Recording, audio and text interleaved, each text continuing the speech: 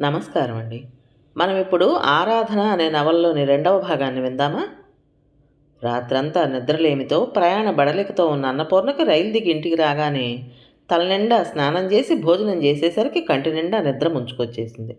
గదిలో పరుపు చుట్ట కానుకుని కూర్చున్నదల్లా దాని మీదకి ఒరిగి అలాగే నిద్రపోయింది. అది గాఢమైన నిద్రే కానీ అందులో శాంతి లేదు. మనసంతా కంగారు కంగారుగా భయం భయంగా ఉంది. స్టేషన్లో రైలు దిగి కింద కాలు పెట్టిన అన్నపూర్ణ అక్కడ కిటకిటలాడుతున్న జనాన్ని కళ్ళు వెడల్పు చేసుకుని చూస్తూ అలాగే నిలబడిపోయింది. అబ్బా, ఎంతమంది జనం! ఎక్కడి నుండి వచ్చారు వీళ్ళంతా? వీళ్ళకి ఇక్కడ ఏం పని? తమ ఊళ్ళో శుక్రవారం నాడు జరిగే సంతకొచ్చే వాళ్ళకి 4 రెట్లు ఉన్నారు. అంతా గడబిడగా గజిబిజిగా ఉంది. ఎవరిని చూసినా ఏమిటో తొందర పని ముంచుకుపోతున్నట్లు చకచకా నడిచిపోతున్నారు. రిక్షాలు బస్సులు కూడా అంతే, రయ్యి రయ్యమని పరిగెడుతూనే ఉంటాయి. కార్లు అయితే ఇక చెప్పనవసరం లేనే లేదు. ఎవరో సంధించి విడిచిన బాణాల్లా దూసుకుపోతున్నాయి. చెవులు చిల్లులు పడేట్టు ఒకటే సందడి, ఒకటే రణగుణ ధ్వని. పరుపు చుట్ట మీద మోచేయి ఆనించి దాని మీద తలపెట్టుకుని నిద్రపోతున్న అన్నపూర్ణకి మెదడంతా ఇంకా గడబిడగానే ఉంది. నిద్రలో ఈసారి మనుషులకు బదులు పాములు కనిపిస్తున్నాయి. అన్నీ పాములే. దూరంగా ఒక పెద్ద పాము చుట్టుకుని పడగెత్తి నిటారుగా నిలబడి కదలక మెదలక తన వైపే చూస్తోంది. ఏదైనా భయపడ్డప్పుడు కానీ కంగారు పడ్డప్పుడు కానీ ఇలా కలలో పాములు రావడం అన్నపూర్ణకు అలవాటే. చిన్నప్పుడు ఎప్పుడో పామును చూసి భయపడి ఉంటుందని, తర్వాత పెరిగి పెద్దయినా ఏమాత్రం బెదురుగలిగినా ఆ పాము రూపంలోనే ఆ భయం కంటికి కనిపిస్తూ ఉంటుందని, ఇది మనస్తత్వ శాస్త్రానికి సంబంధించిన రహస్యమని పినతండ్రి అన్నపూర్ణకు వివరించి చెప్పాడు. కలత నిద్రలో ఉన్న అన్నపూర్ణ చేతి మీద మెత్తగా ఏదో పాకుతుండేసరికి ఆ స్పర్శకి కెవ్వుమంటూ లేచి కూర్చుంది. అదృష్టవశాత్తు అప్పుడే వీధిలో లోడు బాగా నింపిన లారీ శబ్దం చేస్తూ వెళుతుండటం వల్ల అన్నపూర్ణ కేక ఎవరికీ వినిపించలేదు. చటుక్కున లేచి కూర్చుంది. సాయంత్రం అయిపోయింది. గదిలో సంధ్య చీకట్ల ఆవరించడంతో వెలుగునీడల మిశ్రమ వాతావరణంగా ఉంది. నిద్ర కళ్ళతో దిగ్గున లేచి కూర్చున్న అన్నపూర్ణకి గదిలో మూలగా నిల్చుని ఉన్న చిన్న ఆకారం ఏమిటో మొదట స్పష్టంగా కనిపించలేదు. కళ్ళు బాగా తెరిచి మత్తుని వదిలించుకుని చూసిన తర్వాత క్రమంగా ఆకారం 2-3 సంవత్సరాల పసిపిల్లాడని తెలిసింది. దగ్గరగా వచ్చి తట్టి పిలవబోయి అన్నపూర్ణ కెవ్వు మనడంతో భయపడిపోయి దూరంగా వెళ్ళి నిలబడి బిత్తరపోయి ఇటే చూస్తున్నాడు. అన్నపూర్ణ క్షణంసేపు అయోమయంగా చూసింది. ఎవరీ పిల్లాడు? ఎవరైతేనే వాడి కళ్ళు బెదిరిపోతూ నిలబడిన తీరు చూసేసరికి అన్నపూర్ణ అనుకోకుండానే 2 చేతులు చాచింది. వాడు దగ్గరకు రాలేదు. రా అన్నట్టు కళ్ళతోనే పిలిచింది. అడుగులో అడుగు వేసుకుంటూ మెల్లగా దగ్గరకొచ్చాడు. అన్నపూర్ణ వాడి చేయి పట్టుకుని దగ్గర కూర్చోబెట్టుకుంది. మా అమ్మ నిన్ను కాఫీకి రమ్మంటోంది. ముద్దు ముద్దుగా ఉన్నాయి మాటలు. వాడి చేతిని తన చేతిలోకి తీసుకున్న అన్నపూర్ణకి ఇంత క్రితం తనకి మెత్తగా తగిలి భయపెట్టినట్లయింది. వాడి చెయ్యేనని అర్థమైంది. అన్నపూర్ణ మనసులో 1000 ప్రశ్నలు లేచి ఎగిరి పడుతున్నాయి. నీ పేరేమిటి బాబు? ఉదయం నేను వచ్చేసరికి నువ్వు లేవు. ఎక్కడికి వెళ్ళావు? ఎవరు నువ్వు? కానీ అవి పలికే శక్తి లేక నిస్సహాయురాలిగా చూస్తూ కూర్చుంది. ఏయ్, నువ్వేనా పిన్నంటే? హఠాత్తుగా రెండో స్వరం అధికారంగా వినిపించింది. బాబు మెత్తట అరచేతిని పరిశీలిస్తున్న అన్నపూర్ణ చివ్వున తలెత్తి చూసింది. గుమ్మంలో 2 జడలతో, జడలకి తెల్లటి రిబ్బన్లతో, తెల్లటి గౌన్తో 5-6 సంవత్సరాల అమ్మాయి నిలబడి ఉంది. ఆ పిల్ల నిలబడటంలో ఒక విధమైన హుందాతనం, మాట్లాడటంలో కల దర్పం, సున్నితమైన అన్నపూర్ణ ఆంతర్యం ఇట్టే పసిగట్టేసింది. నీ పేరేమిటి? చేతులు కట్టుకుని ఆరిందాలా అడిగింది. అన్నపూర్ణ ఇంకా అలాగే చూస్తోంది. మా ఇంట్లో ఉండిపోతావా లేక మా ఊరు చూసి వెళ్ళిపోతావా అంది మళ్ళీ. సమాధానం ఏం చెప్పాలో తెలియక అన్నపూర్ణ విస్మయంగా చూడసాగింది. నువ్వు నా జట్టా వాడి జట్టా? ఎవరి పార్టీయో ఇప్పుడే తేల్చేయమన్నట్టు నిలదీసింది. అన్నపూర్ణ పెదవులు క్రమంగా చిరునవ్వుతో విచ్చుకున్నాయి. ఏమిటే వాగుతున్నావు? రాజేశ్వరమ్మ కాఫీ గ్లాస్తో గదిలోకి వస్తూ అంది. అన్నపూర్ణ ఆవిడ్ని చూడగానే చప్పున లేవబోయింది. పర్వాలేదులే, కూర్చో. బాగా నిద్రపట్టిందా? ప్రయాణం చేసిన తర్వాత అలా నిద్రపడితే గానీ అలసట తీరదు. 2 సార్లు గదిలోకి వచ్చాను. మంచి నిద్రలో ఉన్నావు, లేపలేదు అంటూ గ్లాస్ అందించింది. అలా ఒళ్ళు తెలియకుండా అంతసేపు నిద్రపోయినందుకు అన్నపూర్ణకు చాలా సిగ్గు వేసింది. వీడప్పుడే నీ దగ్గరకు చేరాడే? ఇంత క్రితమే వచ్చాడు. ఈ 4 రోజులు ఒక కొలిక్కి తెచ్చారట ఇల్లు. ఇదిగో ఇది లక్ష్మి. వీడికి పేరంటూ ఏదీ లేదు, బాబు అంటాం. అదే స్థిరపడిపోయేలా ఉంది. రాజేశ్వరమ్మ ముఖంలో పాత జ్ఞాపకాలు కదలాడుతున్నట్లు ముఖమంతా ఎలాగో అయింది. దాదాపు అరగంట అయిన తర్వాత ముఖం కాళ్ళు చేతులు కడుక్కుని గదిలో జడవేసుకుంటున్న అన్నపూర్ణకి వంటింట్లోంచి ఇలా మాటలు వినిపించాయి. మామ, నువ్వు తెచ్చిన ఈ పిన్ని నాకు అస్సలు బాగోలేదు అంటోంది లక్ష్మి. ఏ, ఎందుకని అడుగుతోంది ఆవిడ. ఇంతసేపటి నుంచి నేను అన్ని కబుర్లు చెప్పాను, ఆ అనదు ఊ అనదు, మూగదానిలా మాట్లాడదు. మాట్లాడని వాళ్ళంటే నాకు మహామంట. అలా మూగిమొద్దుగా కూర్చుంటుందే. నోర్ముయ్, అతిగా వాగేవంటే వీపు బద్దలు కొడతా గట్టిగా కసిరింది ఆవిడ. లక్ష్మి బిత్తరపోయింది. నన్నెందుకు కేకలేస్తావు? నేను ఇప్పుడు ఏం చేశానని? పిన్ని మంచిది, ఏమీ అనకూడదు. అస్సలు మంచిది కాదు. ఇప్పుడు వచ్చిందో లేదో అప్పుడే నీ చేత నన్ను తిట్టిస్తుంది. అన్నపూర్ణ హృదయం రెపరెపలాడుతోంది. ఒక్కసారి వంటింట్లోకి వెళ్ళి లక్ష్మిని దగ్గరకు తీసుకోవాలనిపించింది, కానీ సిగ్గుతో సాధ్యం కాక ఊరుకుంది. ఆ రాత్రి అనంత్ ఇంటికి రాలేదు. ఉదయం ఇంట్లో దింపి వెళ్ళినవాడు మధ్యాహ్నం 1 నిమిషం వచ్చి భోజనం చేసి మళ్ళీ వెళ్ళిపోయాడు. సాయంత్రం చీకటి పడుతుండగా వచ్చి పొద్దున్నంత హడావిడిగా స్నానం చేసి భోజనం చేసి బట్టలు మార్చుకుని బయటికి వెళ్ళిపోయాడు. ప్రయాణం బళ్ళకి ఇంకా సరిగా తీరిన అన్నపూర్ణ పిల్లలిద్దరి మధ్య పడుకుంది. కొత్త ఇల్లు, కొత్త పరిసరాలు, ఈ వాతావరణంలో అలవాటు పట్టడానికి ఎన్ని రోజులు పడుతుందో. అన్నపూర్ణకి దిగులుగా బెంగబెంగగా ఉంది. అత్తగారు ఎప్పుడొచ్చి పడుకుందో అన్నపూర్ణకి గుర్తే లేదు. నిద్ర పట్టేసింది. ఇట్టే తెల్లవారిపోయింది. వరుసగా 4-5 రోజులు అలాగే గడిచిపోయాయి. రోజులు వారాలైనాయి, వారాలు నెలలుగా మారినాయి. అన్నపూర్ణకి తనకు పెళ్ళైనట్టు అత్తవారింటికి వచ్చినట్టు లేనే లేదు. ఏ బంధువుల ఇంటికో ఇబ్బంది వస్తే 4 రోజులు అవసరానికి ఆదుకోవడానికి సాయం కోసం వచ్చినట్టుగా ఉంది. వచ్చే ముందు పెనతల్లి, అది నీ ఇల్లు, నీ ఇష్టం అని చెప్పింది. ఈ ఇంట్లో తన స్థానం ఎక్కడో, అదేమిటో అన్నపూర్ణకి ఇన్ని రోజులు గడిచినా అర్థం కావడం లేదు. అత్తగారు చాలా మంచిది. తనని కన్న కూతురు కంటే మిన్నగా చూస్తుంది, నిజమే. దానికి మారుగా అన్నపూర్ణ ఆవిడికి ఇంట్లో ప్రతి పనికి చేదోడు వాదోడుగా ఉంటోంది. మొదట్లో ఆవిడ పనులు చేస్తుంటే అన్నపూర్ణ సాయం చేసేది. ఇప్పుడు అది మారింది. ఇంటి పనంతా తను చేస్తుంటే ఆవిడ 1 సాయం చేసినట్టు కాస్త చెయ్యి వేస్తుంది. పక్కింటి పిల్లలిద్దరితో లక్ష్మి స్కూలుకు వెళ్తుంది. బాబు ఇంట్లోనే ఉంటాడు. బొద్దుగా అందంగా ఉన్నాడని ఇరుగు పొరుగు ఒక్క క్షణం ఇంట్లో ఉండనివ్వరు. ఎప్పుడు చూసినా ఎవరో ఒకరు తీసుకువెళ్తూనే ఉంటారు. అత్తగారికి చుట్టుపక్కల ఆత్మీయుల సంఖ్యకి కొదవేమీ లేదు. మధ్యాహ్నం పూట 4-5 తక్కువ కాకుండా వచ్చి కూర్చుని తమ కష్టసుఖాలు వెళ్ళబోసుకుంటూ ఉంటారు. అనంత్ చేసేది ఇంజనీరింగ్ పని. ఇరుగు పొరుగు అమ్మలక్కల ద్వారా తెలిసింది ఏమిటంటే, అతను ఉద్యోగం రిజైన్ చేసి ప్రైవేటుగా ఇళ్ళు అవి కట్టించడం, కాంట్రాక్టులు తీసుకుంటున్నట్ట. అహర్నిశలు వాటికి సంబంధించిన పనిలో మునిగి ఉంటాడు. అతని గది విడిగా ప్రత్యేకంగా ఉంది. ఒక్కోసారి రాత్రిపూట ఆలస్యంగా వచ్చిన అతను అప్పుడు కూడా గది తలుపులు బిగించుకుని లైట్ వేసుకుని ఏవో వ్రాస్తుండటం, పెన్సిల్తో స్కేల్తో ఏదో గీస్తూ ఉండడం అన్నపూర్ణ 1-2 సార్లు చూసింది. ఓ రోజు రాత్రి ఇలాగే అందరూ పడుకున్నారు. ఆ రోజు చాలా ఆలస్యంగా వచ్చిన అనంత భోజనం కూడా చేయకుండా వెళ్ళి గదిలో కూర్చున్నాడు. తలుపులు చేరవేసి ఉన్నాయి. వాటి మధ్య నుంచి వస్తున్న కాంతి ద్వారా అతను టేబుల్ దగ్గర కూర్చుని ఉన్నాడని అన్నపూర్ణ ఊహించింది.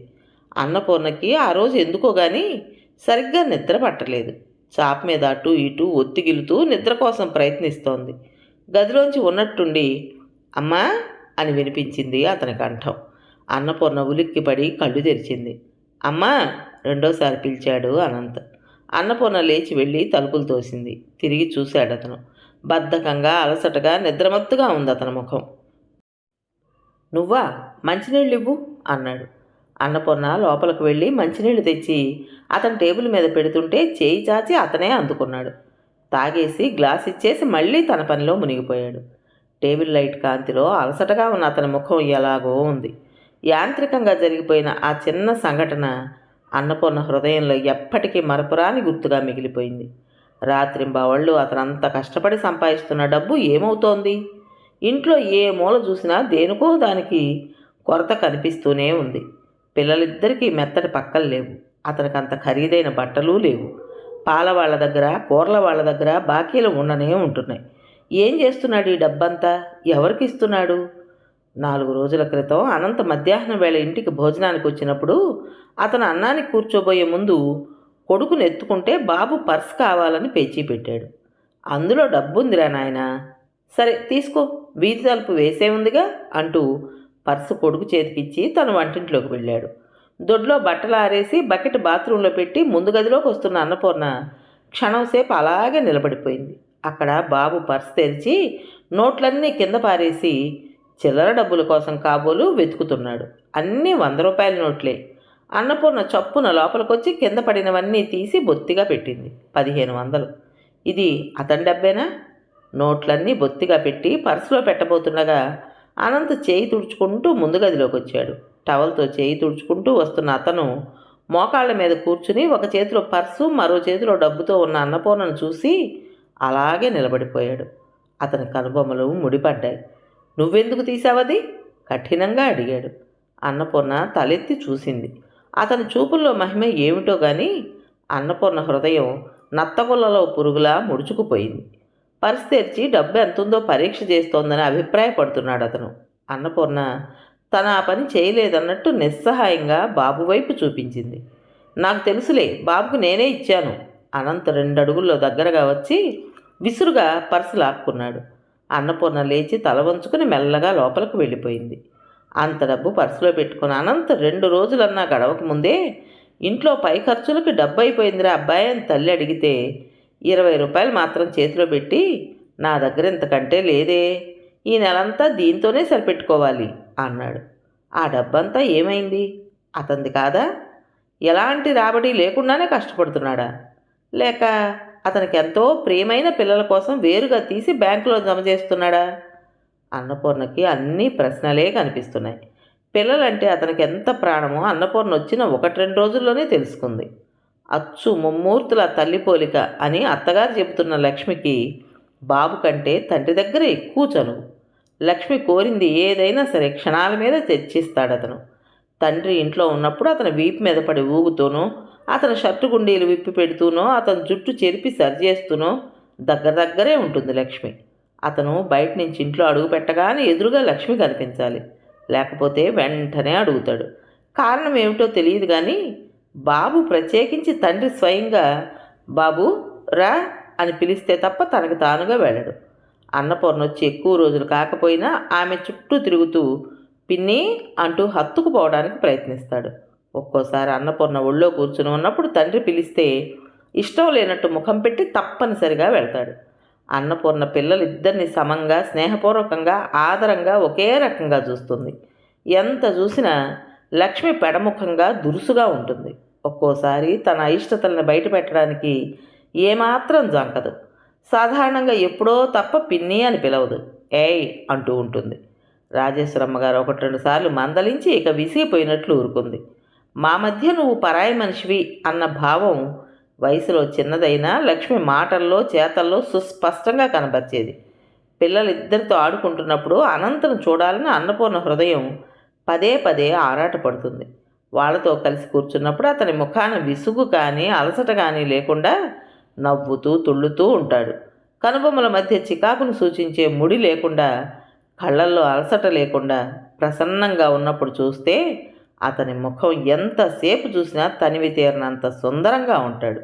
అతను ఎదురుగా ఉన్నప్పుడు తల కూడా సరిగా ఎత్తన అన్నపూర్ణ ఇలాంటి అవకాశం వచ్చినప్పుడు చాటు నుంచి రెప్ప వాల్చకుండా చూస్తూ ఉంటుంది. మొదట్లో అతన్ని అలా చూడడమే ఆనందంగా భావించిన అన్నపూర్ణ సాధ్యమైనంత వరకు ఎల్లవేళలా ఇంట్లో ఉన్నప్పుడు అతను అలా ఉండే పరిస్థితులు ఏర్పడేలా ప్రయత్నించసాగింది. ఆ రోజు ఆదివారం. రాజేశ్వరమ్మ ఉదయం లేచినప్పటి నుండి హడావిడి పడుతోంది. ఆ రోజు మధ్యాహ్నం ఆవిడ పిన్నత్తగారి కూతుళ్ళు వస్తామని కబురు చేశారు. రాబోయే వాళ్ళ కోసం వంట చేసేటప్పుడు అదే కుంపట మీద కొన్ని పలహారాలు తయారు చేయించి పక్కన పెట్టించింది. ఇల్లంతా నీట్గా సర్దారు. ఆవిడ ఏది చెప్పినా ఇట్టే గ్రహించి చక్కగా అమర్చి పెట్టగల అన్నపూర్ణ చేతి కింద తోడుగా ఉండడం వల్ల ఆవిడికి దేనికి శ్రమ కలగలేదు. మధ్యాహ్నం అవుతుండగా ముందు గది మళ్ళీ శుభ్రంగా ఊడ్చి చాపలు పరిచారు. వంటింట్లో మంచినీళ్ళు ఇచ్చే గ్లాసులు, పలహారాలు పెట్టే ప్లేట్లు మరోసారి కడిగి తుడిచి బోర్లించి సిద్ధంగా పెట్టారు. ఇంకా ఆ మూల ఈ మూల ఏదో సర్దుతున్న కోడల్ని రాజేశ్వరమ్మ, పూర్ణ ఇంకేదైనా పని ఉంటే నేను చూస్తాలే, నువ్వు వెళ్ళి ముఖం కడుక్కునిరా, ఇవాళ జడ నేను వేస్తాను అంది. అన్నపూర్ణ ముఖం కాళ్ళు చేతులు కడుక్కుని వచ్చేసరికి రాజేశ్వరమ్మ దువ్వెని తీసుకుని వంటింటి గుమ్మం దగ్గర కూర్చునుంది. అన్నపూర్ణ జుట్టు విప్పుకుని వెళ్ళి ఆవిడ ముందు కూర్చుంది. రాజేశ్వరమ్మ మౌనంగా జుట్టు పాయలు విడదీసి చిక్కు తీయసాగింది. అన్నపూర్ణను చూడగానే ఎంతో సామాన్యంగా కనిపించే విగ్రహంతో ఉండే ఆమె చూపర్ల దృష్టిని ఆకర్షించి అలాగే ఆకట్టుకునేది తలకట్టు మాత్రమే. అది అందంగా, మెత్తగా, ఒత్తుగా, నల్లగా, భారంగా, సుదీర్ఘంగా ఉంటుంది. జడ మరీ అంత గట్టిగా వేసుకుంటావే నువ్వు? వదులుగా వేసుకుంటే ఎంత బాగుంటుందో తెలుసా? అంది రాజేశ్వరమ్మ అన్నపూర్ణను ముందుకు తిరగమని తల వంచి పాపిడి తీయిస్తూ. అన్నపూర్ణకి కళ్ళల్లో నీళ్లు ఊరుతున్నాయి. పుట్టి పెరిగిన తరువాత తనకు బుద్ధి తెలిసినప్పటి నుంచి ఇంతవరకు ఇలా ఎవరి చేత జడ వేయించుకోలేదు. ఎప్పుడైనా సుస్తీ చేసి మంచం మించి లేవలేకపోతే జుట్టు జడలు కట్టి పిచ్చికగూళ్ళలా ఉండేది. పిన్ని అన్ని కబుర్లు చెప్పేది, అంత పని చేయించుకునేది, ఇతరులకి చేయమని పురమాయించేది. ఎప్పుడన్నా ఒకసారి ఒంట్లో బాగాలేక మంచం మీద నుంచి లేవలేకపోతే ఎన్ని విసుక్కునేదో. ఈ విదిలింపలకి తూట్లు పడిన హృదయం మళ్ళీ మామూలుగా మారడానికి చాలా రోజులు పట్టేది. అందుకే సాధ్యమైనంత వరకు ఎలాంటి అస్వస్థత శరీరాన్ని పీడిస్తున్నా అన్నపూర్ణ మంచం మీద పడుకునేది కాదు. భగవంతుడు దయామయుడు. నోరివ్వకుండా మోగదాన్ని చేసిన పరిపూర్ణమైన ఆరోగ్యం ఇచ్చి ఆశీర్వదించాడు. తనని ఒక విధంగా అవిటి చేసి ఈ ప్రపంచంలోకి పంపినందుకు దేవుణ్ణి ఎన్నడూ ఏమీ అనక కేవలం తన దురదృష్టంగా కిందటి జన్మ పాప ఫలితంగా సరిపెట్టుకున్న అన్నపూర్ణ ఆరోగ్యం విషయం వచ్చేసరికి అదంతా ఆయన కనికరమే అన్నట్టు కృతజ్ఞతతో అంజలి ఘటిస్తుంది. ఈరోజు లేచినప్పటి నుంచి అత్తగారు రోజు కంటే ఎక్కువగా ఆత్మీయంగా సంచరిస్తోంది. ఆవిడ ప్రవర్తనలో ఓ విధమైన సాన్నిహిత్యం, సరళత్వం కనిపిస్తున్నాయి. అల్ప సంతోష అయిన అన్నపూర్ణ హృదయం పన్నీటి జల్లు కురిసినట్లుగా పరవశమవుతోంది. పాపిడి తీయటం పూర్తయిన రాజేశ్వరమ్మ అన్నపూర్ణని వెనక్కి తిరగమని పాయలు పాయలుగా నునుపుగా జడవేస్తూ ఇలా అంది. చూడు పూర్ణ, ఇవాళ నీకు కొన్ని విషయాలు చెప్తాను. విని మనసులో పెట్టుకోవాలి. మళ్ళీ చెప్పినట్లుగా నాకు కూడా గుర్తు చేయకూడదు. వచ్చినప్పటి నుంచి నీకు ఇది చెప్పాలని అనుకుంటూనే అశ్రద్ధ చేశాను అంటూ మొదలుపెట్టింది. అన్నపూర్ణ గుండె బెగబట్టి ఒళ్ళంతా చెవులు చేసుకుని వినసాగింది. ఇప్పుడు మన ఇంటికి రాబోతున్నారే, వీళ్ళు మా పిన్నత్తగారి కూతుళ్ళు. పెద్దావిడ పేరు నాంచారమ్మ, రెండో ఆవిడ పేరు రుప్పిణమ్మ. పెద్దావిడికి ఒక్కతే కూతురు, పేరు సుధ. దాదాపు నీ ఈడే ఉంటుంది. బిఏ పాస్ అయింది. కిందటి వేసవిలోనే పెళ్ళయింది. చిన్నావిడికి 3 మగపిల్లలే. మీ మామగారు బ్రతికుండగా మన పరిస్థితులు దివిటీలా వెలుగుతుండగా ఆ రోజుల్లో వీళ్ళు స్వంత చెల్లెళ్ళ కంటే ఎక్కువగా మన ఇంటికి రాకపోకలు జరుపుతూ ఉండేవాళ్ళు. పండగలకి, పబ్బాలకి, పురుళ్ళకి, పుణ్యాలకి వచ్చి సకల మర్యాదలు జరిపించుకుని వెళ్తూ ఉండేవాళ్ళు. అనంత్కి 10 సంవత్సరాల వయసు ఉండగా ఆయన పోయారు. ఆయన నీడలో నిలబడి చూసినప్పుడు బయట పచ్చగా, సుందరంగా, ఎంతో అందంగా, ఎంతో నివాసయోగ్యంగా కనిపించిన ప్రపంచం ఆయన కంఠంలో ప్రాణం పోగానే ఎడారిలా, శూన్యంగా, కీకారణ్యంలా క్రూరంగా కనిపించసాగింది. ఆశ్రయవిహీనైన ఆడదానికి డబ్బు ఎన్ని ప్రమాదాలు తెచ్చిపెట్టగలదో, ఆమెను ఎన్ని ఇబ్బందులకు గురి చేయగలదో క్షణంలో అనుభవమైంది. ఆయన పోయిన తర్వాత అందరి అసలు స్వరూపాలు బయటపడసాగినాయి. మా 2 ఆడపడుచులు ఎవరికి వారు నా దగ్గర చేరి నన్ను లోబరుచుకుని నా ఆస్తిని పొందాలని చూశారు. బంధువులతో విసిగిపోయిన నేను స్నేహితుల దగ్గర చేరితే వాళ్ళు నోటితో తీతీగా పలుకుతూ సానుభూతి కనబరుస్తూనే గుండెల్లో విషం పేర్చుకోసాగారు. అప్పటినుంచి అనంత్ భవిష్యత్తు కోసం ఈ ఆస్తిని నా చుట్టూరా చేరి రాబందుల్లా పీక్కు తినాలని చూసే వీళ్ళందరి నుంచి మెలకుగా తప్పించి కాపాడటం కోసం ఈ పృథ్వీలో ఏ ఆడదీ పడరాని పాటలు నేను పడ్డాను. అనంత్ పెద్దవాడయ్యాడు. ఇంజనీరింగ్ పరీక్ష స్టేట్లో ఫస్ట్గా పాస్ అయ్యాడు. వాడు కూడా తండ్రిలాగే ప్రయోజకుడని తెలుసుకున్న బంధువుల్లో చాలామంది పెద్ద పెద్ద కట్నాల ఆశగా చూపిస్తూ సంబంధాలు తీసుకొచ్చారు. నాకు డబ్బు దశకం మీద ఏమాత్రం మోజు లేదు. నాకున్న కోరికల్లా ఒక్కటే, నాకు ఆడపిల్లలు లేరు. రాబోయే నా కోడలు అనంతును అర్థం చేసుకుని వాణ్ణి సుఖపెట్టే ఇల్లాలే కాకుండా కూతురుగా నా మురిపని తీర్చగలది కూడా కావాలి. తల్లికి కూతురు దగ్గర ఎలాంటి చనువు, స్వతంత్రం ఉంటాయో అలాంటివి ఇవ్వగల అమ్మాయిని కోరుకున్నాను నేను. అలాంటి పిల్ల కోసమే వెతకసాగాను. మా పెద్ద ఆడపడుచు నాంచారమ్మకి తన కూతురు సుధనిచ్చి చేయాలని మహా ఉండేది. ఆ పిల్ల కూడా నేను చేసుకుంటే బావనే చేసుకుంటానని కూర్చుందట. ఓ రోజు భార్యాభర్తలిద్దరూ మా ఇంటికి వచ్చి నా అభిప్రాయం అడిగారు. నేను నా మనసులో ఉన్న అభిప్రాయం బయట పెట్టాను. దానికి సమాధానంగా ఆవిడ, అదేం మాట వదినా, దాని పురుడు పోసింది నువ్వు, దానికి అడుగులు వేయటం నేర్పింది నువ్వు. ఈ మధ్య అంటే ఏదో కలతలు వచ్చాయి కానీ చిన్నప్పటి నుంచి అది ఎలా పెరిగిందో దాని స్వభావం ఏమిటో నీకు తెలియదా? నాకున్నది ఒక్క కూతురు, నీకున్నది వాడొక్కడు. వీళ్ళిద్దరినీ భార్యాభర్తలు చేస్తే అన్నయ్య ఆత్మ కూడా శాంతిస్తుంది అంది. అన్నయ్య మాట ఆవిడ తెచ్చినంత మాత్రాన నేనేం కరిగిపోలేదు. నా డబ్బు కోసం మీరెంత నీచంగా ప్రవర్తించారో మీ అన్నయ్యకి తెలిస్తే ఆయన ఆత్మ ఎంత ఘోషిస్తుందో నాకు తెలుసు అనుకున్నాను. వాళ్ళెంత నచ్చజెప్పాలని చూసినా నేను సుముఖత చూపించలేకపోయాను. బంధువులు, అందులో దగ్గర వాళ్ళతో బియ్యం అందడం ఇష్టం లేదని నా అభిప్రాయం వ్యక్తం చేస్తూ చివరికి అంతా అనంత ఇష్టమని, వాడిష్టాన్ని నేనెప్పుడూ వ్యతిరేకించనని నిర్ణయ భారం వాడి మీదకు వదిలేసి నేను సూటిగా సమాధానం చెప్పే అవసరం లేకుండా తప్పించుకున్నాను. అనంత్ సరిగ్గా నా మనస్సు గ్రహించిన వాళ్ళ నా అభిప్రాయం బలపరిచాడు. నాంచారమ్మకు మా మీద చాలా కోపం వచ్చింది. మా అమ్మాయికి నీకంటే మంచి మొగుడు దొరకడని నాకేం దిగులు లేదులే. కేవలం అన్నయ్యని దృష్టిలో పెట్టుకుని అడిగాను కానీ నేనేం లోకం గొడ్డుపోయిందని నీ గుమ్మం ఎక్కలేదు. నేను చూస్తాగా మా సుధని మించిన అమ్మాయి నీకెవరు దొరుకుతుందో అంటూ లేచి వెళ్ళిపోయింది. వాళ్ళు వెళ్ళిపోయిన సాయంత్రమే అనంత్ నేను భోజనాలు చేసి కూర్చున్నాం. వాడు చల్లగా నా ముందు ఒక వార్త బయటపెట్టాడు. అదేమిటంటే రాధ అని సుధ స్నేహితురాలు ఒక అమ్మాయి ఉందట. సుధ ఆ అమ్మాయి క్లాస్మేట్స్. సుధ వాళ్ళ ఇంట్లో రాధను చాలాసార్లు చూశాట. వాళ్ళిద్దరిని సినిమాలకి షికార్లకి చాలాసార్లు తీసుకువెళ్ళాట. సుధ ఇంట్లో వీళ్ళిద్దరికీ కలిగిన పరిచయం స్నేహంగా రూపొంది మధ్యలో సుధని వదిలేసి ముందుకు సాగింది. సుధ లేకుండానే ఇద్దరూ కలుసుకోవడం, మాట్లాడుకోవటం, కలిసి తిరగడం చేశారు. కొద్ది రోజుల తర్వాత ఇద్దరికీ పరస్పర ఆకర్షణ ఉందని, అది పెళ్లి చేసుకోవటం వరకు తీసుకొస్తుందని గుర్తించారు. రాధని నువ్వు చూసే ఉంటావు, చాలా మంచి పిల్లమ్మా, నీకు అభ్యంతరం లేకపోతే ఆ అమ్మాయిని చేసుకుంటానమ్మా అన్నాడు. నేను నోట మాట రాని దానిలా కూర్చున్నాను. రాధ అన్న అమ్మాయిని మా ఆడపడుచింట్లో సుధతో 1-2 సార్లు నేను కూడా చూసిన మాట నిజమే. పిల్ల తెల్లగా, బొద్దుగా, పాలరాతి బొమ్మలా ఉంటుంది. ముట్టుకుంటే కందిపోతుందేమో అనే అపురూపమైన నాజూకుతనం ఉంది ఆ శరీరంలో. ఈ పిల్ల ఒంటి మీద 2-3 వేల రూపాయలు ఖరీదు చేసే నగలు ఎప్పుడు చూసినా 100 రూపాయలకి తక్కువ లేకుండా బట్టలు ఉండడం చూశాను నేను. ఆస్తి అంతస్తు ఉన్నతంగా గల అమ్మాయిగా కనిపించింది నాకు. స్థితిగతులకేముందమ్మా, ఓడలు బళ్ళు, బళ్ళు ఓడలు అవుతుంటాయి. రాధ మనింటికి వచ్చే పిల్ల, తనకి మన కుటుంబ విషయాలన్నీ తెలుసు, తెలిసే ఇష్టపడింది అన్నాడు. నేను మౌనంగా కూర్చుండిపోయాను. నా ఊహా చిత్రంలో నేను కోడలుగా తెచ్చుకోవాలన్న పిల్లకి ఈ రాధకి పోలిక కుదరటం లేదు నాకు. అమ్మా, రేపు మనం వాళ్ళింటికి వస్తామని చెప్పొచ్చాను, నేను నాతో తీసుకువెడతాను. రేపు మనం వెళ్ళినప్పుడు నువ్వు రాధ తల్లిదండ్రులను అడుగమ్మా అన్నాడు. నేను తెల్లబోయాను.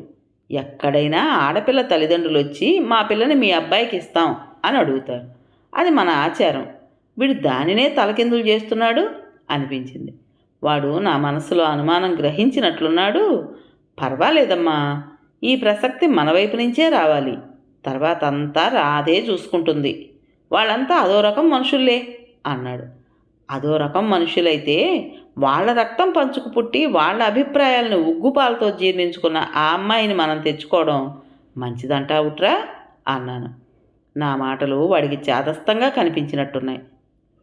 పర్వాలేదమ్మా, రాధ వేరని చెప్తున్నానుగా.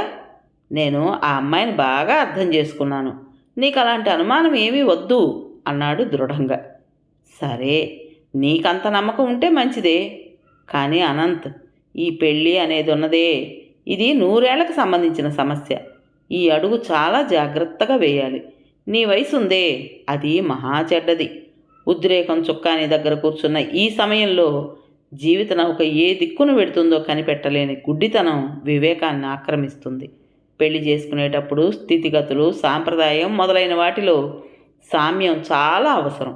వీటిని అధిగమించడం మంచిదే, కాదనను. కానీ అధిగమించటం అంటే ఒక్కోసారి ఏటికి ఎదురెదడం అవుతుంది. ఆ ఎదురీతకి మనిషిలో బలమైన విశ్వాసం, దృఢచిత్తం, అమితమైన సహనం కావాలి.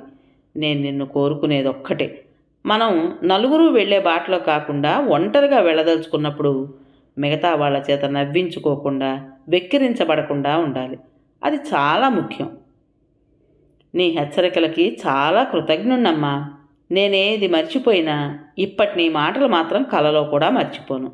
రాధ నాకు కావాలమ్మా, రాధ కోసం నేను ఏదైనా చేయగలను అన్నాడు. పసిపిల్లాడిలా వచ్చి నా ఊళ్ళో తలదాచుకుని ఆప్తమిత్రుడికి హృదయాంతరాళంలో ఉన్న రహస్యం ఏదో బయట పెడుతున్నట్టుగా చెబుతున్న వాడి కోరికను నేను వ్యతిరేకించలేకపోయాను. మర్నాడు ఇద్దరం బయలుదేరాం. నువ్వు తయారవుతూ ఉండమ్మా, నేను ట్యాక్సీ తీసుకొస్తాను అన్నాడు.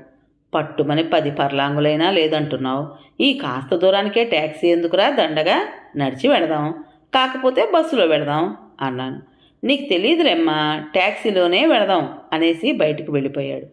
తీరా రాధ వాళ్ళింటి ఆవరణలో ట్యాక్సీ వచ్చి ఆగినప్పుడు కానీ నాకు మా వాడు ట్యాక్సీ కావాలని ఎందుకు అన్నాడో అర్థం కాలేదు. నేను విప్పారిన కళ్ళతో చుట్టూ కలియ చూశాను. సరికొత్త డిజైన్లతో అత్యంత ఆధునికంగా ఉన్న మేడ, ఇంటి ముందు పెద్ద పూలతోట ఉంది. మా కారు వచ్చి ఆగ్గానే ముందు వరండాలో కుర్చీలు దులుపుతున్న నౌకరు ఒకడు పరిగెత్తుకొచ్చి ట్యాక్సీ తలుపు తెరిచి మా వాడికి సవినయంగా సలాం చేశాడు. ఇంటి చుట్టూ ఉన్న ఆవరణంతా పరిశుభ్రంగా తళతళలాడుతూ ఉంది. ఇది ఇల్లా, దేవేంద్ర భవనం కానీ అనుకున్నాను నేను. ట్యాక్సీ దిగి లోపలికి వెళుతున్న మమ్మల్ని ఇంట్లోకి ఆహ్వానించడానికి ఎదురుగా ఎవరూ రాలేదు. నౌకరు మేము వచ్చామని చెప్పడానికి కాబోలు లోపలికి పరిగెత్తాడు. మేము వరండా దాటి ముందున్న పెద్ద హాల్లోకి వచ్చాం. మావాడు నన్ను సోఫాలో కూర్చోబెట్టి తను నా వెనక్గా వచ్చి నిలబడ్డాడు. ఎంతో విశాలంగా ఉన్న ఆ గదిని, వేల ఖరీదు చేసే ఆ ఫర్నిచర్ని, అక్కడక్కడ అందం కోసం పెట్టిన అపురూపమైన చిన్న చిన్న సామాన్లని చూసేసరికి నా కళ్ళు తిరిగినాయి. ఇంత ఐశ్వర్యంలో పుట్టి పెరిగిన పిల్లని ఏం చూసుకుని ఏ ధైర్యంతో మావాడు తన జీవితంలోకి ఆహ్వానిస్తున్నాడు? ఇది కేవలం యవ్వనోద్రేకం వల్ల కలిగిన పిచ్చి సాహసం మాత్రమే. అసలే మా వాడికి చొరవ, తెగింపు ఎక్కువ. దానికి తోడు ఉన్మాదం లాంటి వయసు వాడిని మరీ రెచ్చగొడుతోంది. వీడికి బొత్తిగా యుక్తాయుక్త విచక్షణ జ్ఞానం నశించింది అనుకున్నాను. ఈ పరిసరాల్లో క్రింద పరిచిన అందమైన తివాసీ మీదున్న ఖరీదైన ఆ సోఫాలో కూర్చున్న నేను, 25 రూపాయల ఖరీదు కూడా లేని ఖద్దరు చీర కట్టుకుని వచ్చిన నేను, వాళ్ళను పిల్లనిమ్మని అడగటం కోసం వచ్చినట్లున్న నేను వాళ్లతో బియ్యం అందడమా? నా ఒంటి మీద ఏమాత్రం తెలివున్నా నేను అలాంటి హాస్యాస్పదమైన పని చేయను. వయసుతో మా వాడికి మతిపోయింది నిజమే, కానీ అనుభవం నాకు నేర్పిన గుణపాఠం, వివేకం ఏమైనాయి? అవి పోలేదుగా. నేను ఇలా ఆలోచిస్తుండగా ముందుగా రాధ పైనుంచి దిగొచ్చింది. ఆ అమ్మాయి మా వాడి వైపు చూసి చిరునవ్వు నవ్వి నాకు దగ్గరగా వచ్చి 2 చేతులు జోడించి నమస్కరించి నాకు ఎదురుగా ఉన్న సోఫాలో కూర్చుంది. నాన్నగారు, అమ్మగారు వస్తున్నారు అంది. సాధారణంగా మన ఇళ్లలో అయితే ఇంటికి ఎవరైనా వస్తే లోపల మనం ఎలాంటి తొందర పనిలో ఉన్నా అది అలా విడిచిపెట్టి ఎదురు వెళ్ళి కుశల ప్రశ్నలు వేసి ఆత్మీయంగా ఆహ్వానించి ఇంటి లోపలికి తీసుకొస్తాం. ఇంట్లో ఇంతమంది నౌకర్లు కనిపిస్తున్నారు. రాధ వాళ్ళమ్మ అంత తీరుబడి లేని పని ఏం చేస్తోందో. 15 గంట తర్వాత భార్యాభర్తలిద్దరూ పైనుంచి దిగొచ్చారు. మా వాడు పరిచయం చేశాడు. ప్రతి నమస్కారాలు జరిగాయి. రాధ వాళ్ళమ్మ రాధలాగానే బొమ్మలా ఉంది. మాతో ఎక్కువగా తండ్రే మాట్లాడాడు. ఆవిడని చూస్తే జీవితంలో అలా ఎల్లవేళలా ఆయన పక్కన బొమ్మలా ఉండిపోవడం అలవాటైన మనిషిలా ఉంది. అరగంట, గంట గడిచింది. మాటిమాటికి రాధ మావాడి వైపు చూస్తోంది. మావాడు నా వైపు చూస్తున్నాడు. నేను అసలు వచ్చిన పని మర్చిపోయిన దానిలా కావాలని ప్రపంచంలో మిగతా విషయాలు మాట్లాడుతూ కూర్చున్నాను. ఇంతలో నౌకరు కాఫీ తెచ్చి అక్కడ పెట్టి వెళ్ళాడు. మేం కాఫీ తాగుతుండగా హలో అంటూ దాదాపు మావాడి వయసే ఉన్న ఒకతను లోపలికి వచ్చాడు. లోపల కూర్చున్న మమ్మల్ని చూసి సందేహంగా ఆగిపోయాడు. రావోయ్ రా. రాధా వాళ్ళ నాన్న లేచి ఎదురు వెళ్ళాడు. అతను రాగానే ఫ్యామిలీ ఫ్రెండ్ రవికుమార్ అని పరిచయం చేశాడు. రాధా వాళ్ళమ్మ తను కూర్చున్న చోటు అతనికి ఇచ్చింది. నౌకర్ని కేకేసి వాడి చెవిలో ఏదో చెప్పింది. అతను వచ్చిన తర్వాత మేం 10 నిమిషాల కంటే ఎక్కువసేపు కూర్చోలేదు. కానీ ఆ 10 నిమిషాలకే నా ఆంతర్యం వాళ్ళకి మాకు ఉన్న తేడా గురించి ఎన్ని విధాలు కనిపెట్టాలో అన్ని విధాలా కనిపెట్టింది. మా వాడు కోరినట్లు రాధన గురించి వాళ్ళ తల్లిదండ్రులను అడగలేదు. జీవితంలో ఎప్పుడైనా నేను ఒక్కసారి వెనక్కి తిరిగి చూసుకుంటే అంతకంటే మంచి పని ఇంకేదీ నాకు కనిపించదు. సెలవు తీసుకుని వచ్చేసాం. మర్యాదకైనా ఆవిడ మళ్ళీ రండి అని అనలేదు. మేము వచ్చిన ట్యాక్సీ బయట మా కోసం ఎదురు చూస్తోంది. అందులో ఎక్కి కూర్చున్న తర్వాత నేను ఒక్కసారిగా స్వేచ్ఛ లభించిన దానిలా గుండెల నిండా గాలి పీల్చుకున్నాను. ఇంటికి రాగానే మా ఇద్దరి మధ్య పెద్ద వాగ్వివాదం జరిగింది. ఏనాడు పల్లెత్తు మాట అనని నేను ఆ రోజు అనంతని చెడామడా తిట్టాను. నీ వివేకం ఏమైంది అన్నాను. ఆమెకి సుఖమయ జీవితం కల్పించడానికి నువ్వెంత పణం పెట్టాలో నీకు తెలుసా అంటూ నిలదీశాను. మన స్థితికి వాళ్ళ స్థితికి హస్తిమ శకాంతరం తేడా ఉందని గుర్తు చేశాను. అన్నింటికీ వాడిది ఒకటే సమాధానం, ఆస్తి అంతస్తు అవన్నీ వదిలేయి, నీకు రాధ నచ్చిందా లేదా? ఆమె నచ్చినంత మాత్రాన అయిపోదు. ఆమె చుట్టూ అల్లుకున్న పరిసరాలు అవన్నీ నువ్వు నాకు వదిలేసి నిశ్చింతగా ఉండమ్మా. ఇప్పుడు నువ్వు వాళ్ళింట్లో చూసిన ఐశ్వర్యం అంతా ఆయన తాత ముత్తాతలు ఇచ్చింది కాదు, ఆయన స్వయంగా సంపాదించింది. రాధ చిన్నప్పుడు వాళ్ళు మనలాంటి వాళ్లే. అయితే అవచ్చుగాక, డబ్బు అనేది ఉంది చూసావు, అది మహచెడ్డది, మనిషికి మైమరుపు ఇట్టే తెప్పిస్తుంది అన్నాను. అవన్నీ నాకు వదిలేయమ్మా అన్నాడు అనంత్. అనంత్ని నేను ఆ రోజు నువ్వు ఈ పెళ్లి చేసుకోవడానికి వీల్లేదు అని శాసించలేదు. ఎంతసేపు వాడిని హెచ్చరించానే తప్ప నా మాట విని తీరాలి అని ఆజ్ఞాపించలేదు. నేను ఊహించినట్లుగా రాధా వాళ్ళ ఇంట్లో ఎవరూ ఈ వివాహానికి సుముఖత చూపించలేదు. అనంత్ రాధకి ఏ ధైర్యం ఎలా ఇచ్చాడో నాకు తెలియదు. ఒకరోజు సాయంత్రం వీధి వాకిట్లో కారాగిన శబ్దం వినిపించింది. వంటింట్లో సాయంకాలపు వంట ప్రయత్నంలో ఉన్న నేను ఎవరా వచ్చింది అన్నట్లు వాకిట్లోకి తొంగి చూశాను. ఇంటి ముందు ట్యాక్సీ ఆగింది. అందులోంచి దిగిన మావాడు చేయి పట్టి రాధని దింపుతున్నాడు. ఇద్దరూ లోపలికొచ్చారు. కళకళలాడుతూ పరవశంగా ఉన్నట్టున్న ఇద్దరి ముఖాలు చూడగానే నాకు అనుమానం వేసింది. గుండెల్లో భయం పొంగుతుండగా మా వాడి వైపు చూశాను. వాడు సమాధానంగా చటుక్కున వంగి నా పాదాలకు నమస్కరించాడు. లేచి, ఇదిగో నీ కోడలు, ఇప్పుడే రిజిస్టర్ ఆఫీస్ నుంచి వస్తున్నాం పెళ్లి చేసుకుని. రాధ, అమ్మకు నమస్కారం చెయ్యి అన్నాడు. రాధ నమస్కారం చేసింది. రాధ వంగటంలో ఓ విధమైన బరువు, క్రిందికి వంగి లేవడంలో ఓ విధమైన భారం చూసిన నేను చకితురాలనయ్యాను. రాధ ఉత్త మనిషి కాదు. పెళ్లి కోసం మావాడు సర్వం మరిచి ఎందుకు తహతహలాడిపోయాడో నాకు మెరుపులా అర్థమైంది. రాధను లేవనెత్తి అక్కును చేర్చుకున్నాను. మావాడు అన్నాడు, అమ్మా, రాధ వాళ్ళ నాన్నను వదిలి మన ఇంటికి వచ్చేసింది. ఇక అమ్మవైనా నాన్నవైనా నువ్వే. రాధ చెంపలు నిమురుతూ అన్నాను, మీ అమ్మా నాన్న ఇవ్వగలిగినంత సుఖం నేను ఇవ్వగలనో లేదో కానీ ఆపేక్షకి ఆదరణకి కాస్త కూడా కొరత ఉండదు. మావాడు నాకు మాట మాత్రం చెప్పలేదు, లేకపోతే నీకింతకంటే మంచి స్వాగతం ఏర్పాటు చేసి ఉండేదాన్ని అన్నాను నిష్ఠూరంగా. చివరి క్షణం వరకు నమ్మకం లేదమ్మా మాకే అన్నాడు వాడు. ఆ సాయంత్రం వేడి నీళ్లు పెట్టాను. కమ్మటి భోజనం తయారు చేశాను. గదిని చేతనైనంత వరకు అలంకరించాను. నేను ఈ పనులు మనస్ఫూర్తిగానే చేస్తూనే ఉన్నా నా ఆంతర్యంలో ఏదో వెలితి, దిగులు గూడుగట్టుకోసాగినాయి. రాధ అడుగుపెట్టిన ఆ సాయంత్రం ఏం ప్రశాంతంగా గడిచిందో అంతే. ఆ మర్నాటి నుంచి మా జీవితాలు పెద్ద సుడిగుండాలుగా తయారైనాయి. రాధ వాళ్ళ తల్లిదండ్రులు వచ్చారు. మావాడు వాళ్ళ అమ్మాయిని లోబర్చుకున్నందుకు తోలనాడారు. దాని జీవితం నాశనం చేశామన్నారు. ఏవేవో ఘర్షణలు జరిగాయి. రాధ రాకతో ఇంట్లో హఠాత్తుగా మార్పులు రాసాగినాయి. ఇంట్లో నేను ఒక అవసరం లేని మనిషిగా తయారైనాను. మా వాడికి ఎంతసేపు రాధ రాధ రాధ. ఏం చేస్తే రాధకు సుఖం కలుగుతుంది, ఏం చేస్తే రాధ ఆనందంగా ఉంటుంది, ఎలా ప్రవర్తిస్తే రాధ తల్లిదండ్రులకు దూరమైన బాధ మర్చిపోగలుగుతుంది, ఇదే ధ్యాస. అక్కడెక్కడో ఏదో ప్రాజెక్టు ప్రాంతంలో మా వాడికి ఉద్యోగం వచ్చింది. ఆ మారుమూలకు వెళ్ళడం భార్యకి ఇష్టం లేదని వెళ్లకుండా మానేశాడు.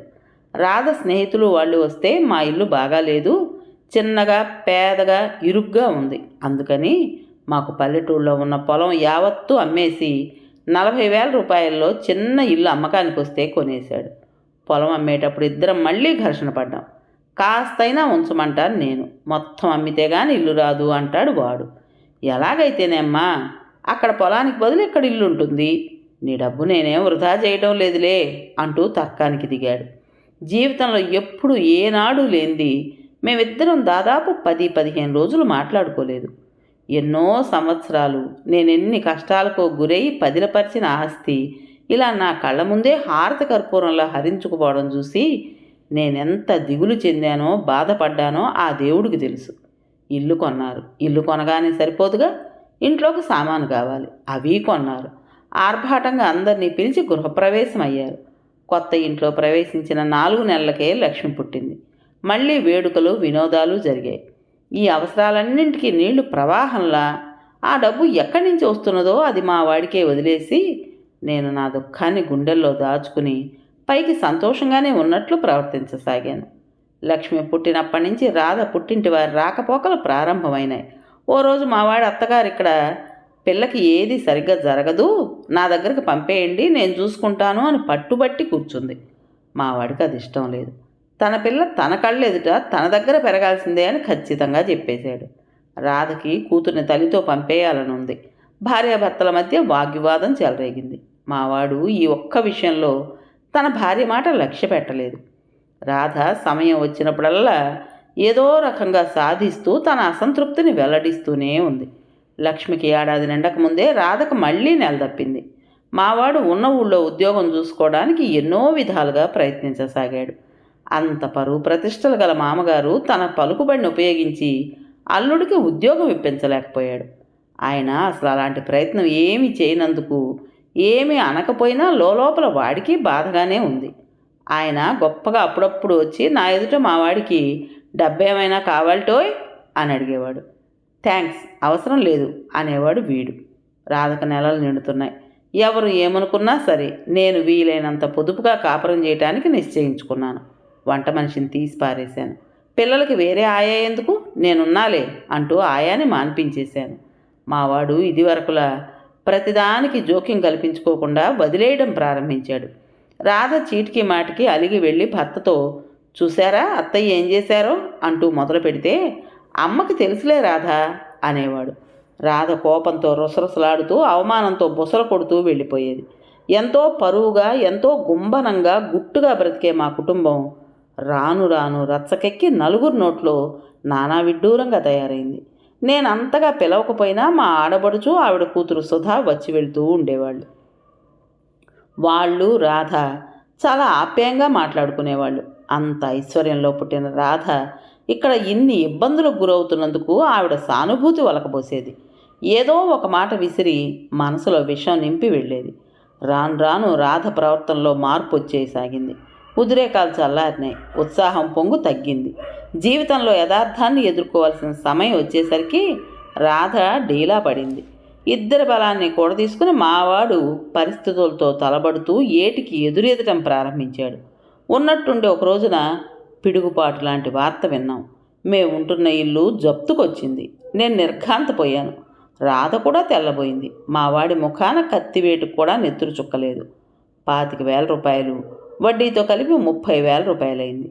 ఏం చేసావురా డబ్బంతా అన్నాను మావాడి మీద విరుచుకుపడుతూ. నేనేం చేశానమ్మా, అంతా ఇంటి కోసమే ఖర్చు పెట్టాను అన్నాడు విసుగ్గా. నేను నిలువునా నీరయ్యాను.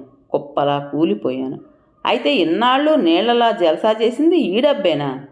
నేను నా బాధను దిగమింగి మావాడికి ధైర్యం చెప్పి కర్తవ్యం ఆలోచించమన్నాను. చివరికి నా సలహా మీద అయిష్టంగానే భార్య చేత తండ్రిని అప్పు అడిగించాడు. ఆయన చిల్లిగాని ఇవ్వలేదు సరికదా, ఎదురు తిరిగి చెడామడా తిట్టాడు. నువ్వింత పోషించలేని వాజమ్మవైతే నా కూతుర్ని నా దగ్గరకు పంపేయి, నేను పోషించుకుంటాను. అంత ఓపలేని ఆర్భాటాలకి నిన్నెవరు పొమ్మన్నారు అన్నాడు. రాధ కూడా తండ్రిని అసహించుకుంది. మళ్ళీ వాళ్ళమ్మ గుమ్మం తొక్కలేదు. తండ్రి చేత తిరస్కరింపబడి వచ్చిన రాత్రి నా దగ్గరకు వచ్చి చిన్నబోయిన ముఖంతో, అత్తయ్య, దీనికంతా కారణం నేను.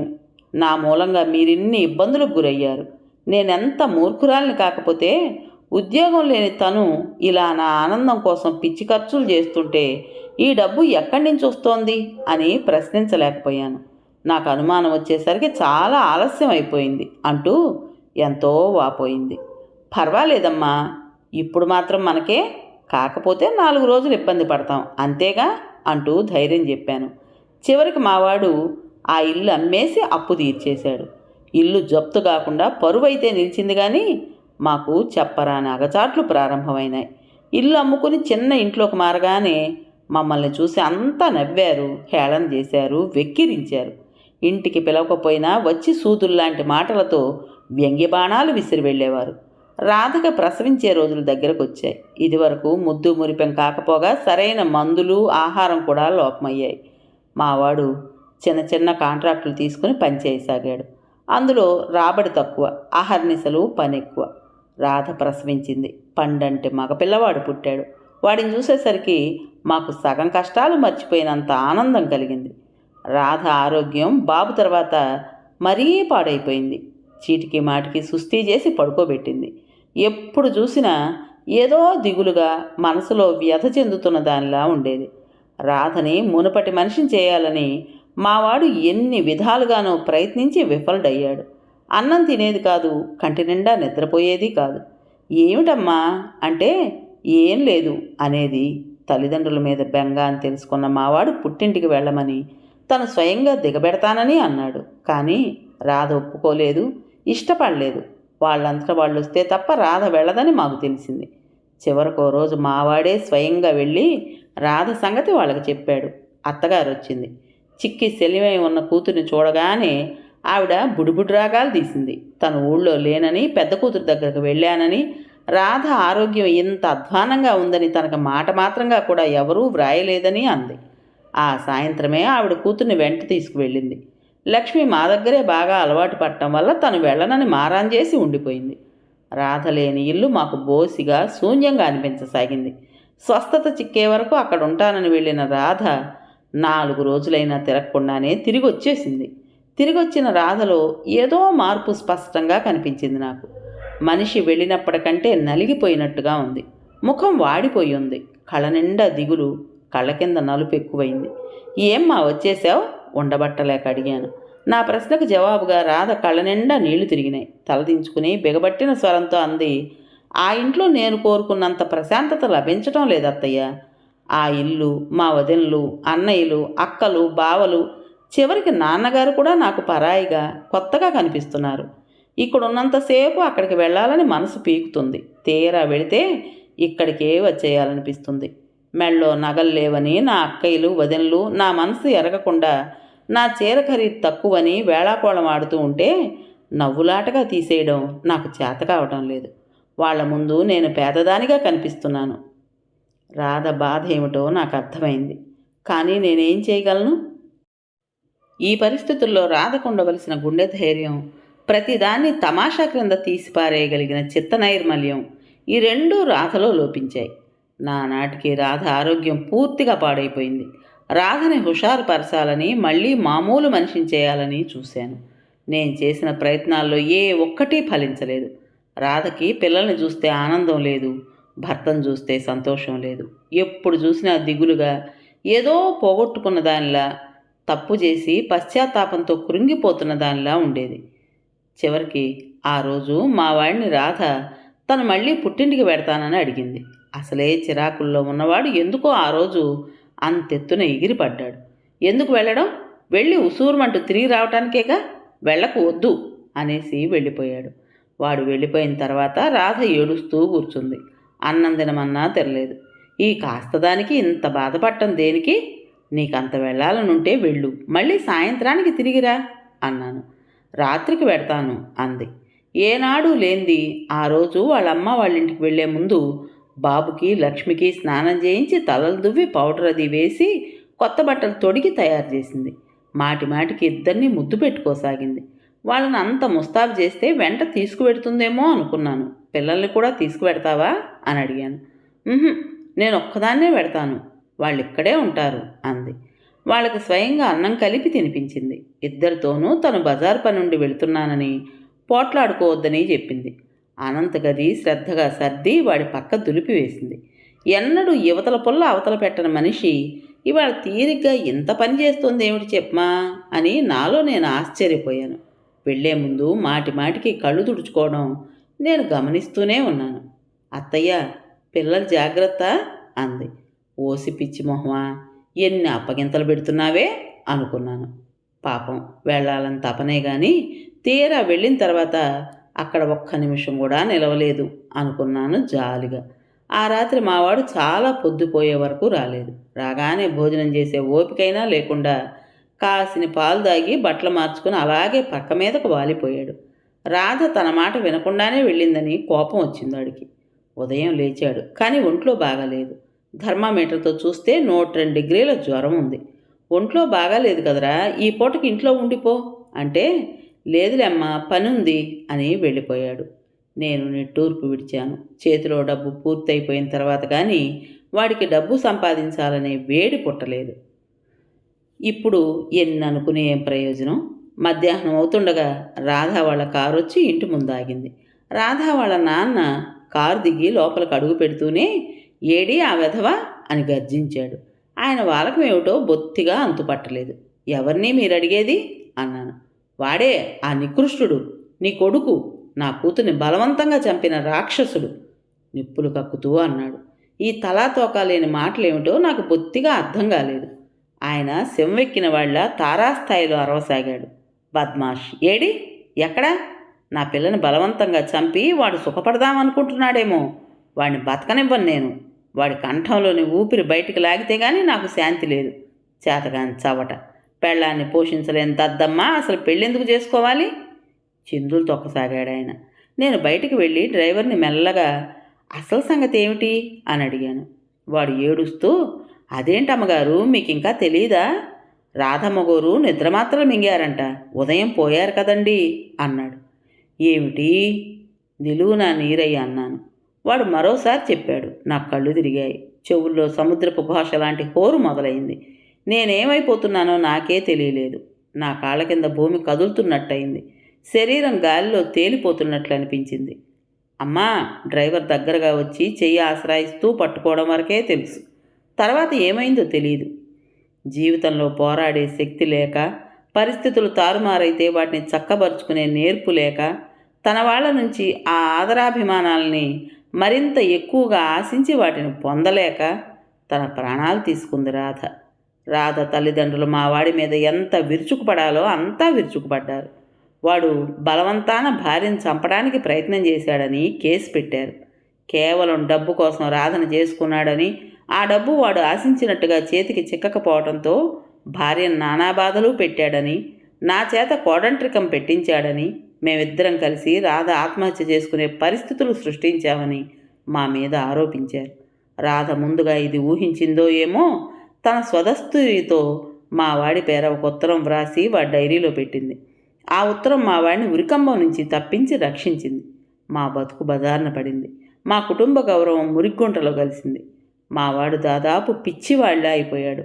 ఓ చెంప ఇంట్లో ఏ మూల చూసినా దరిద్రం, మరో చెంప బయట నుంచి రాబందుల్లా పీక్కు తినే అప్పుల వాళ్ళు, ఇంకోవైపు కాకుల్లా పొడిచే లోకులు, ఎదురుగా అమ్మేది అని మాటి మాటికి అడిగే పసివాళ్ళు, ఇంకోవైపు జీవితంలో బలంగా ఎదురు దెబ్బతిని భవిష్యత్తు మీద విశ్వాసమే పోగొట్టుకున్న కొడుకు. వీటన్నిటి మధ్య నేనెంత నలిగిపోవాలో అంతా నలిగిపోయాను. దేనికైనా కాలమే మందు అన్నారు. చరిత్రలో విచిత్రం ఏమిటో కానీ, ఎంత అద్భుతమైన సంఘటన అయినా దానికి కాలం దుమ్ము పేర్చి పాతపడిపోయేలా చేస్తుంది. ప్రజలకు మోజు తగ్గేలా చూస్తుంది. ఎప్పటికైనా ఇది పాత సంగతి అయిపోతుందిలే అన్న వెర్రి నమ్మకంతో బతకసాగాను నేను.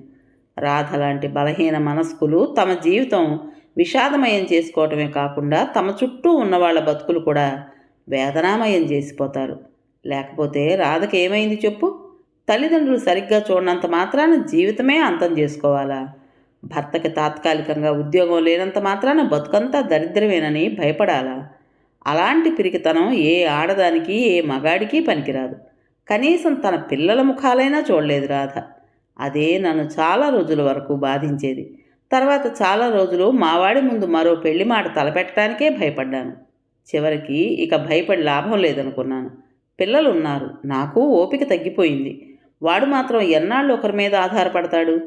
సుబ్బయ్య గారు నీ గురించి చెప్పినప్పుడు నేను స్వయంగా నిన్ను చూసిన తర్వాత నువ్వు మా వాడికి అన్ని విధాలా తగిందానివి అనిపించింది. అందుకనే 1కి 2 సార్లు నా అంతటి నేనే మీ పినతల్లికి కబురు చేసి చివరికి ఎలాగైతేనే నిన్ను నా కోడలుగా చేసుకునేందుకు ఆవిడ చేత ఒప్పించాను. రాజేశ్వరమ్మ జడవేయటం ఎప్పుడో పూర్తయిపోయింది. బొమ్మల సంభ్రమాశ్చర్యాలతో వింటున్న అన్నపూర్ణని గడ్డం పట్టి తన వైపు తిప్పుకుంటూ అందావిడ. చూడు పూర్ణ, ఇంత వివరంగా నీకు ఇదంతా ఎందుకు చెప్పానో తెలుసా?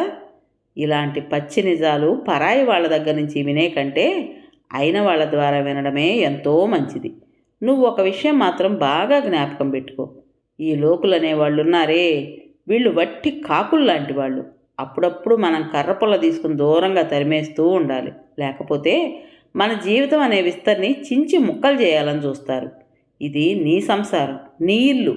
దీన్ని ఎక్కువ భారం లేకుండా సులువుగా ఎలా నిర్వహించుకోవాలో అప్పుడప్పుడు సలహాలు ఇవ్వడం వరకే నా పని. ఆ పైన అన్ని బరువు బాధ్యతలు నువ్వే వహించాలి.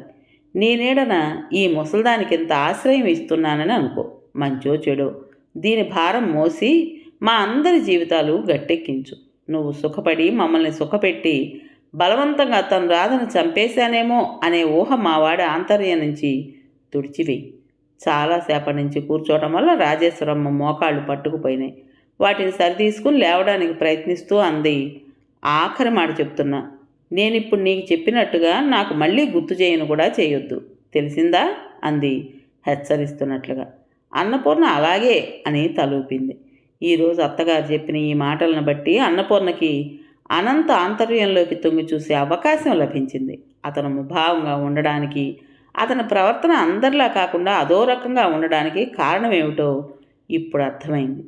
తనకి చేతనైనంత వరకు అతనికి మనశ్శాంతి ఇవ్వడం తన కర్తవ్యం అని కూడా ఆ క్షణంలోనే బోధపడింది. రాజేశ్వరమ్మ అంత హడావుడి పడి పలహారాలు కూడా చేయించి పెట్టుకుందే కానీ చివరికి ఆనాడు ఆ పిన్నత్తగారి కూతుళ్ళు రానే లేదు. నవల పేరు ఆరాధన. రచించిన వారు ఎద్దనపూడి సులోచనారాణి గారు. ఇంతటితో ఈ నవలలోని 2వ భాగం పూర్తయింది. విన్నారు కదండి. మరి ఈ కథ మీకు నచ్చిందా? నచ్చినట్టయితే లైక్ చేసి మరో నలుగురికి షేర్ చేయండి. అలాగే కొత్త వాళ్ళు కనుక మన ఛానల్ని చూస్తున్నట్లయితే తప్పకుండా సబ్స్క్రైబ్ చేసుకోండి. ఉంటానండి.